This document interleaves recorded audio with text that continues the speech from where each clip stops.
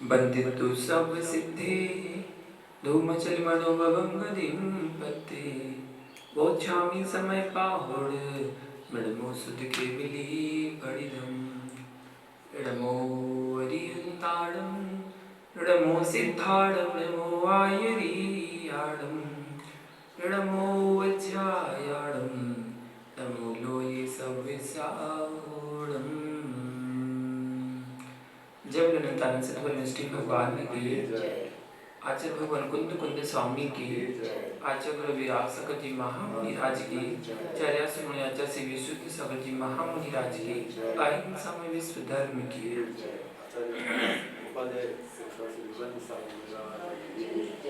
महान भाव। समय सार ग्रंथ की वाचना यहाँ पर चल रही है। बंद अधिकार की व्याख्या है। इसमें 270 नंबर गाथा है।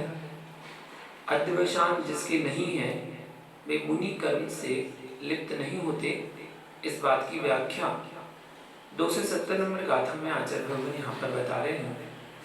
कहते हैं एदाणी नद्धि जैसिम अज्वसाणानि एव मादेणी ते असुहेण सुहेण वा कम्मेण मुनि लिप्पन्ति।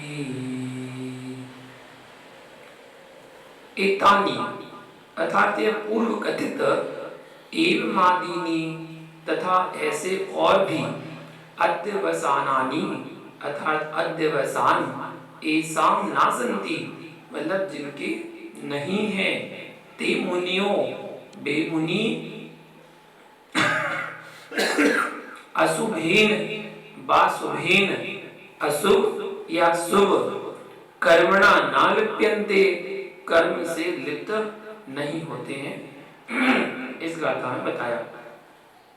एक अतिरिक्त गाथा भी दी है जिसमें कहा जा संकप्पवियप्पो ताकम्मं कुणदि असुए सुए चरणयम् अपसरुवारिधि जागनाहिये परिफुरई। जब तक संकल्प विकल्प है, जब तक आत्म स्वभाव में रिद्धि स्वात्मानुभूति हृदय में प्रकट नहीं होती है, तब तक जीव अशुभ शुभ जनक कर्म करता है। तभी तक ये अशुभ अशुभ कर्म होते हैं जब तक आत्मा की सिद्धि नहीं हुई है। आत्म स्वभाव रूप सिद्धि स्वात्मानुभूति हृदय में जब प्रकट होती है तो ये सब शुभ अशुभ हटके शुद्ध में जीव पहुंच जाता है। मैं जीव द्रव्य, मेरे जीवत्व भाव का कर्ता कौन है? मेरे चेतनत्व भाव का कर्ता कौन है? मेरे में ज्ञायक भाव किस हेतु से उत्पन्न हो रहा है? हे ज्ञाता, जो ज्ञायकत्व भाव है वह अहेतुक है, किसी हेतु से उत्पन्न नहीं हुआ है। तो फिर मैं नाना प्रवृत्तियों में क्यों लिप्त हो रहा हूं? जो सहेतुक है वह बंध है, संसार है। 5 तत्व का आश्रय लेना पड़ता है, 5 पाप का आश्रय लेना पड़ता है जब संसार भ्रमण करने को मिलता है। ऐसे ही नहीं संसार भ्रमण करने को मिल जाता है। अगर संसार भ्रमण करना चाहता है जीव तो उसे 5 पाप तो करना होगा। जो 5 पाप करता है वही संसार भ्रमण करता है। मेरा चैतन्य स्वभाव परंपरा में भाव किसी से उत्पन्न कराया नहीं जाएगा। चिद रूप धारा अखंडित है, चैतन्य द्रव्य भीतर की क्रिया अहेतुक है। नहीं समझ में आया? आप सोचिए, आत्मा पुद्गल कहकर समय सार की भाषा समझना चाहते हो और अपने आप को बहुत बड़ा ज्ञानी समझते हो। अरे तुम्हें अपनी इस अहेतुक दशा का बोध नहीं है तो तुमने अभी कुछ नहीं जाना। जो जो उपादान है अहेतुक है। 85 ग्रंथ में कहा है सत्ता सब पयथा सविस्तरुवा अनंत पज्जाया भंगुपात दुवत्ता सपड़िवक्का हवली एक्का। संपूर्ण द्रव्यों की सत्ता कैसी है? अहेतुक है। 6 द्रव्यों का निर्माता कौन है? 6 द्रव्यों का कोई निर्माता है? पंचास्तिका के निर्माता कौन है? 7 तत्वों का निर्माता कौन है? सब कैसे हैं? अहेतुक। इनका कोई हेतु नहीं है, सब अहेतुक है। यदि निर्माता है तो शाश्वत है, तो सहेतुक कैसा? फिर सहेतुक कैसा? सहेतुक है तो शाश्वत कैसा? और शाश्वत है तो अहेतुक क्यों? अहेतुक क्यों नहीं है? इसलिए मेरा जो आश्रय भूत देह है वह अहेतुक है।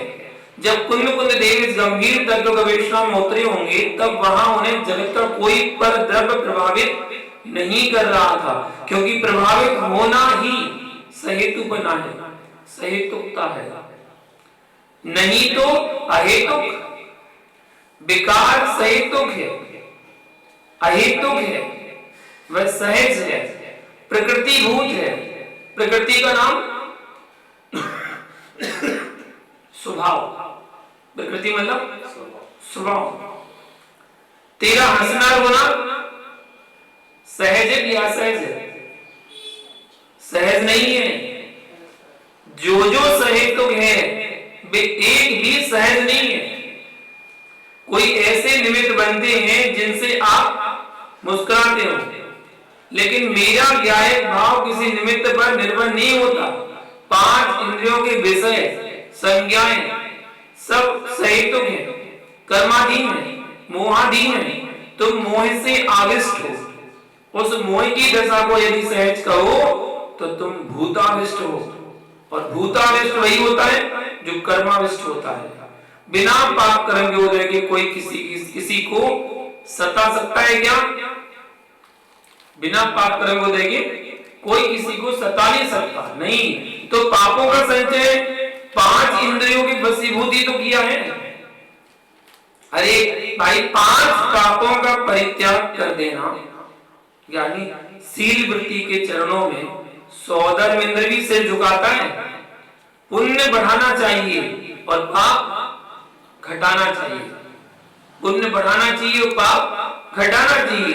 यानी निर्णय करने के पहले बहुत विचार करने की आवश्यकता है। जिस विषय में अहेतुक है उस विषय में अहेतुक है, और जिस विषय में सहेतुक है उस विषय में सहेतुक है।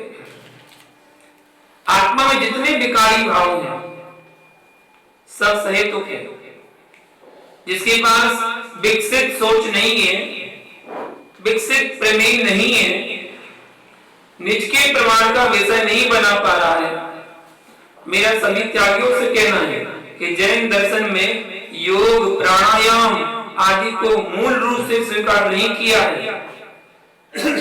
यदि कोई क्षुल्लक एलक आदि शिविर लगाकर बैठ गए, कुंडली जागरण की विधि सिखा रहे हैं, तो वे मिथ्यात्व की पुष्टि कर रहे हैं।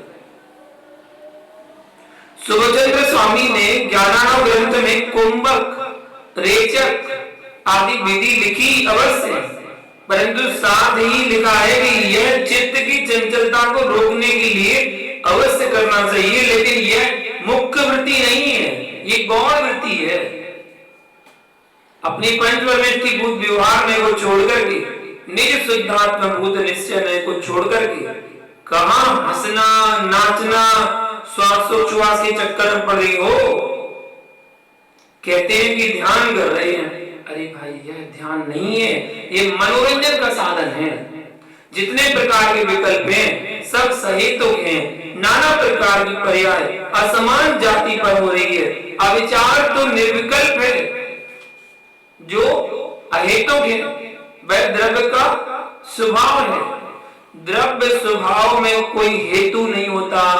सत्ता पर ध्यान रखना, यह सत्ता भूत विषय 6 द्रव्यों में होता है। उस अहेतुक तटस्थ तत्व की लीनता ही योगी को आत्मा की अनुभूति देती है। ज्ञान दर्शन चारित्र अहेतुक में तेरा कर्तव्य है। भैया तेरे अंदर सील का भाव हुआ, ब्रह्मचर्य का भाव हुआ, मैं करता कैसे? तेरे निज भावों का प्रवर्तन चल रहा है, मैं हेतु कहां? यह अहेतुक भाव, अकृतित्व भाव की ओर ले जा रहा है। यह सहेतुक का भाव कर्तृत्व पर टिका हुआ है।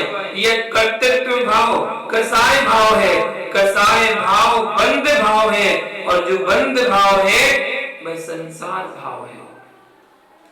समझदार की भाषा में सुनो भैया, मेरा चारित्र भी अहेतुक है, निश्चय चारित्र अहेतुक है, परमार्थ चारित्र भी अहेतुक है। परमार्थ दृष्टि से, व्यवहार दृष्टि से व्यवहार चारित्र सहेतुक है। चारित्र को अहेतुक क्यों कह रहे हैं? आपको चारित्र में विकल्प आ रहा है, ज्ञान में विकल्प नहीं आया, दर्शन में विकल्प नहीं आया, चारित्र पर विकल्प आ रहा है। भैया आदा कुमज्जनानि आगामी दर्शने चरितेया आदा पच्चक्खाणि आगामी समरे जोगे। यहाँ समझदार बताया, आत्मा ही ज्ञान है, आत्मा ही दर्शन है, आत्मा ही चारित्र है, आत्मा ही संबर है, आत्मा ही योग है, आत्मा ही प्रत्याख्यान है। निश्चय चारित्र की परिभाषा क्या है? इसी बात को कहते हैं भैरव निरंतर क्रिया रोहो भव कारणा सट्टम दान सजम जिनुत्तम तम परमम समचारित्रम। मतलब अंतरंग बहिरंग क्रिया का जो निरोध है, यह भी तेरे भीतर तेरे अंतरंग का भाव है, उसको कौन दूर करेगा? हे जी, दर्शन ज्ञान चारित्र में स्थिरता ही सौ समय है। आत्मा को छोड़कर रत्नत्रय होता है क्या? नहीं, आत्मा में तो होता रत्नत्रय। वर्ण गव्यमी कम्मादत्ते मय्यो होदिहु मोक्षस्य कारणम आदा। द्रव्य संग्रह 40 नंबर में बताया कि आत्मा को छोड़कर अन्य द्रव्यों में रत्नत्रय नहीं होता, तो अन्य द्रव्य से दिया जा सकता है क्या? जो अन्य में नहीं होता वह अन्य को क्या देगा? तो हे ज्ञानी, रत्नत्रय स्व आत्मा का धर्म है कि परमात्मा का धर्म है? या अहेतुक की सिद्धि के लिए हेतु दे रहा हूं। रत्नत्रय धर्म प्रत्येक आत्मा का स्वतंत्र है कि एक दूसरे का संक्रमण। इंद्रिय सुख की अनुभूति पर से पर को नहीं आ सकती है, पर से पर को नहीं आ सकती है। इसलिए भैया मेरा रत्नत्रय स्वतंत्र है, अहेतुक है। जिसको तुम सुनना चाहते हो उसमें तुमने अनंत भाव व्यतीत कर दिए हैं, और जिसे अभी सुन रहे हो यह सुना होता तो इतने गंभीर होकर क्यों बैठे? आत्मा को छोड़कर अन्य द्रव्यों में रत्नत्रय नहीं होता। सबसे पहले ये पकड़िए, 5 द्रव्य अहेतुक। मेरे रत्नत्रय में उद्गल धर्म अधर्म आकाश काल, इन 5 द्रव्यों का उपादान भूत कोई सहेतुक नहीं है, परमार्थ दृष्टि से नहीं है। पांचों द्रव्य आत्म द्रव्य से अत्यंत भिन्न है, अत्यंता भाव है। मेरे चैतन्य जीवत्व भाव से जगत के जीवों का अभिन्नत्व भाव नहीं है, भिन्नत्व भाव है। सब राग छूट जाएं, भगवान का राग भी छोड़ना पड़ेगा, तभी भगवान बन पाएगा। अगर भगवान का राग बैठा हुआ है तो भगवान नहीं बन पाएगा। सारे राग छूट जाते हैं, फिर भी भय रहता है कि भगवान को कैसे छोड़ सकता हूं। यह व्याख्यान उनका चल रहा है जो भगवान अगुवान संपूर्ण भेदों से रहित होकर निज स्वरूप में लवलीन है। उन योगियों की चर्चा चल रही है। यानी मेरे चैतन्य द्रव्य से भिन्न जगत में जितने चैतन्य द्रव्य हैं वे मेरे से वैसे ही अत्यंत भिन्न है जैसे अन्य उद्गल आदि द्रव्य मेरे से भिन्न है। अत्यंत भाव है। तो क्या मेरी आत्मा के रत्नत्रय धर्म का हेतु कोई दूसरा जीव है? नहीं है। तो हे ज्ञानी, मेरे दर्शन ज्ञान चारित्र अभेद दृष्टि से तीनों ही पर से अहेतुक हैं। अब सोचिए कि जब सुनने के लिए आपको यहाँ निरपेक्ष होना पड़ रहा है, तो अनुभूति के लिए कितना निरपेक्ष होना पड़ेगा। यह मठ मंदिरों में लिप्त होने वालों का विषय नहीं है, यह बीतरागी दिगंबर श्रमणों का, भावलिंगी मुनियों का विषय है, आत्मानुभूति का विषय, पर से निरपेक्ष अहेतुक है, इसमें कोई हेतु लगते ही नहीं है। गुरु बने शिष्य बने का विषय भी नहीं है, अहेतुक है।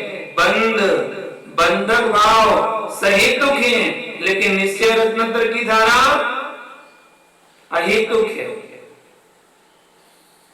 जब तक यहां तक प्रवेश किए हो आप और किसी ने कह दिया कि अहेतुक है, तो आपके मुख से उच्चरित होने लगा कि निमित्त का नाश कर दिया।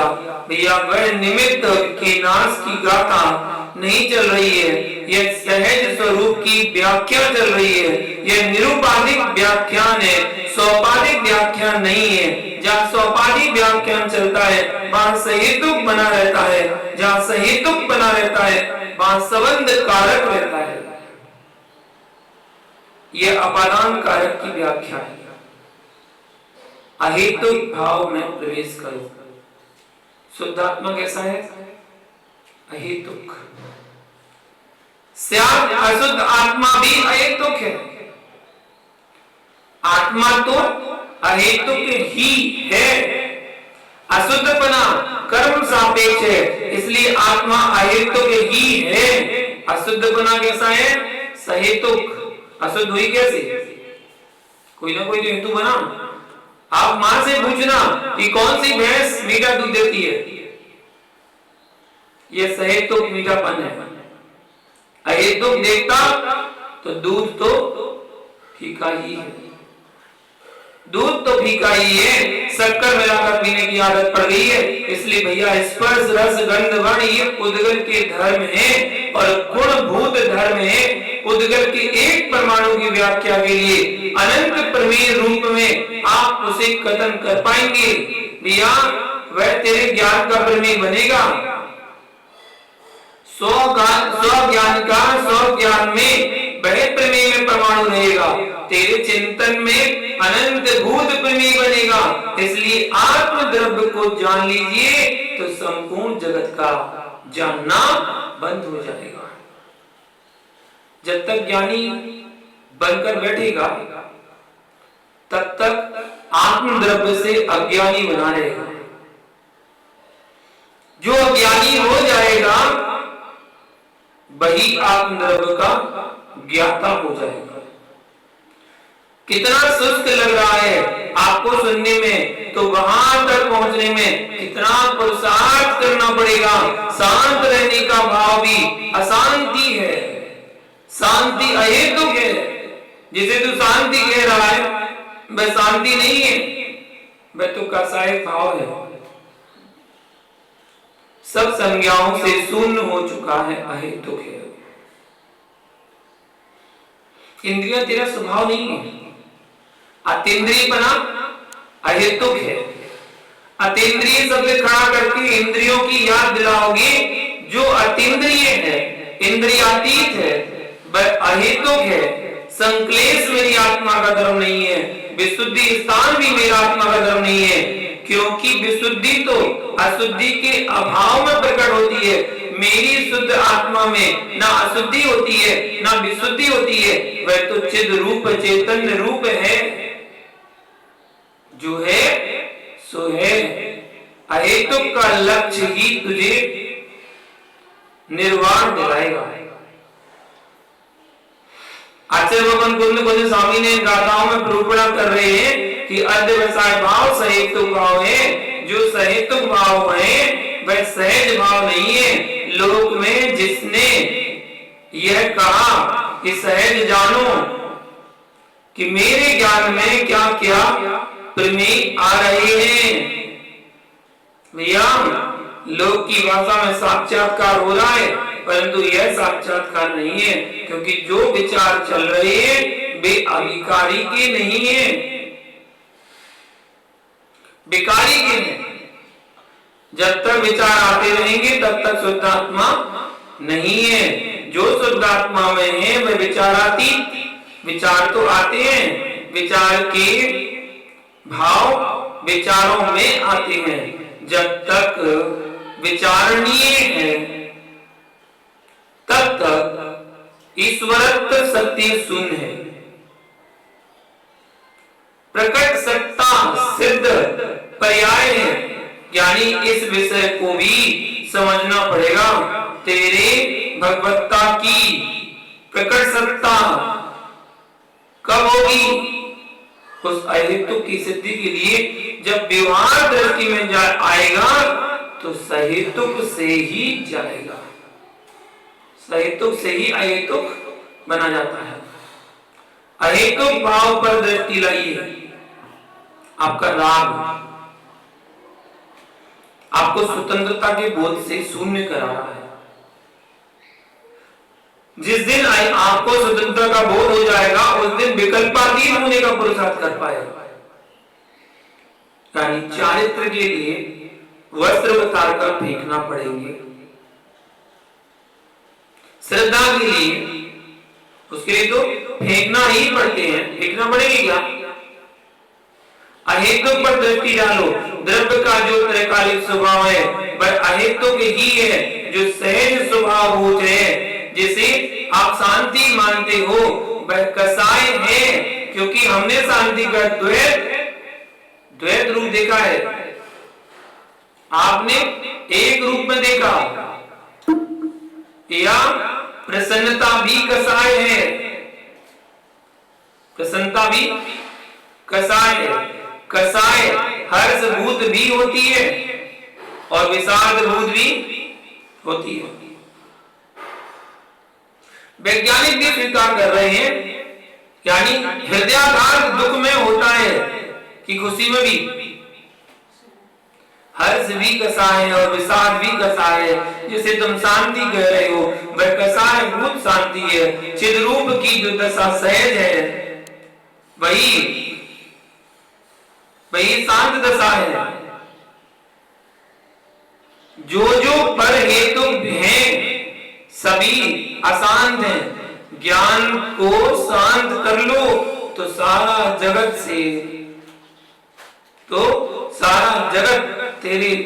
तेरे से भिन्न है, सामने दिखेगा।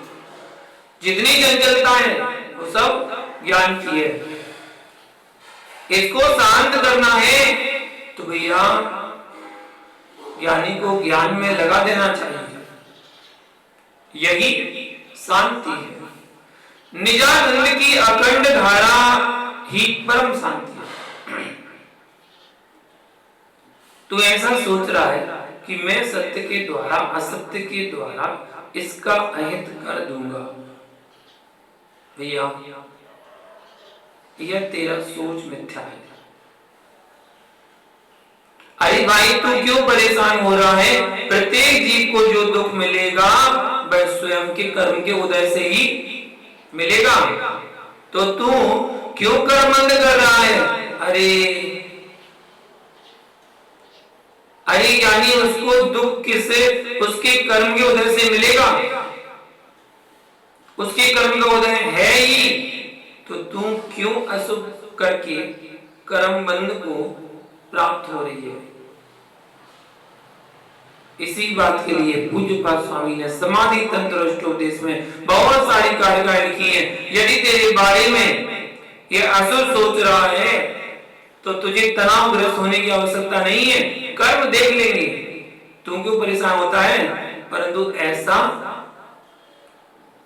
कर नहीं पाते। तू क्या दुखी करेगा, तू क्या सुखी करेगा?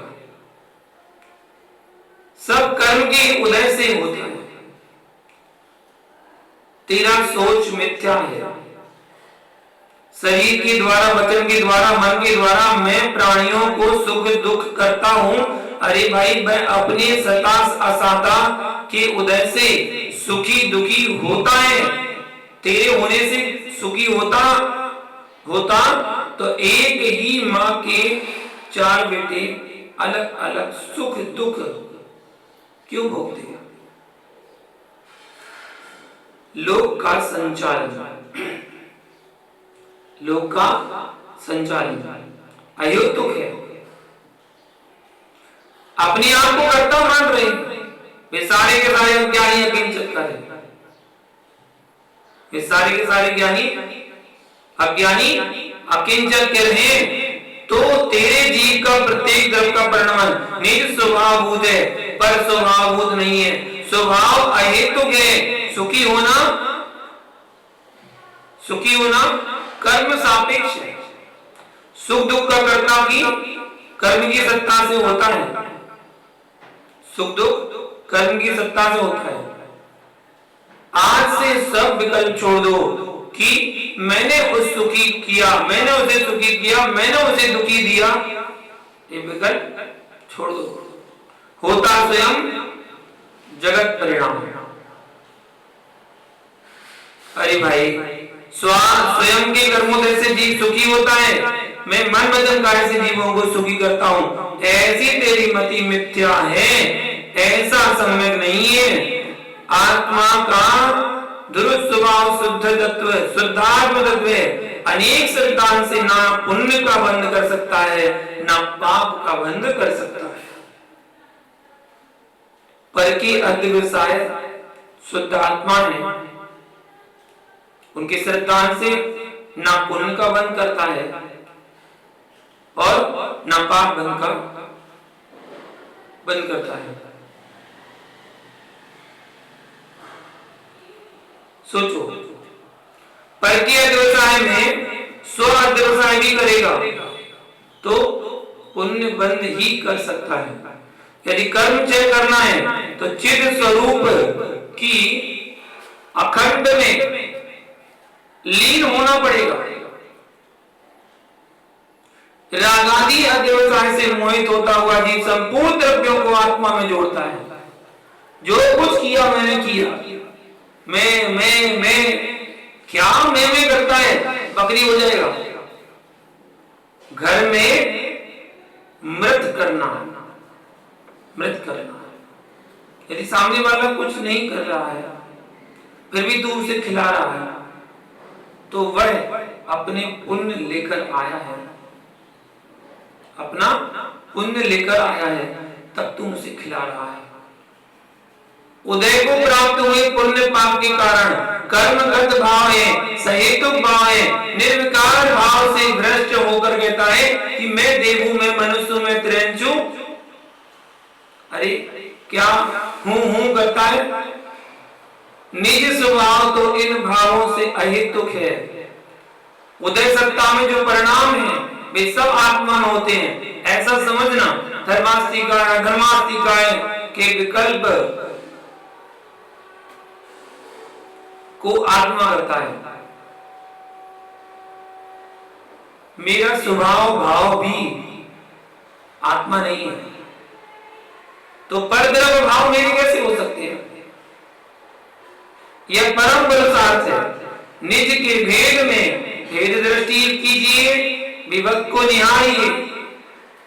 वह रागादि भाव आत्मा के कारणभूत है। रागादि भाव आत्मा के विकारी भाव है।